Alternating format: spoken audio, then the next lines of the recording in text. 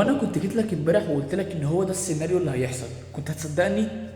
ما اعتقدش. منتخبنا الوطني بيفوز على كوت ديفوار 3-2 في مباراة بعنوان الخبرة والحنكة يكسبوا. فكك انت بقى من المهارات الفردية ومش عارف والفنيات وماد ديالو وفرانكي كيسي، لا فكك انت من الشتايم دي يابا. انت في حضرة منتخب مصر، كل الكلام ده على الورق. انت تنزل الملعب قدام منتخب مصر يا باشا تتعلم الادب والرجولة. حسام حسن، انت النهارده كتبت ناس كتير قوي ابرزهم المعلق. يعني انت سبحان الله المعلق جه في مش عارف الدقيقه 70 تقريبا قال لك جماعه انا لما قلت ان هي كانت ماشيه بالبركه، يعني كان قصدي خلي بالكم يا جدعان البركه دي حاجه حلوه، يعني فاهم؟ احلى حاجه لما يكون عندك بركه في اهلك وبركه في اولادك وبركه في صحتك. وقعد يدعي لنا كلنا، حسيت ان انا في صلاه الجمعه. يا عم ماشي، بس النهارده حسام حسن عامل ماتش التاريخ جوارديولا. احنا كنا قاعدين ندافع طول الماتش، نخطف هجمه نجيبها جون ونرجع تاني. طبعا انا عارف النجم دلوقتي اللي هيطلع يقول لي يعني هو كان بمزاجه انه يلبس جونين. بقول لك ايه، مش اي جون نلبسه للمدرب. مدرب دوره ان هو يوقفك صح. انا شايف ان هو كان موقفهم صح، وهو فعلا كان موقفهم صح.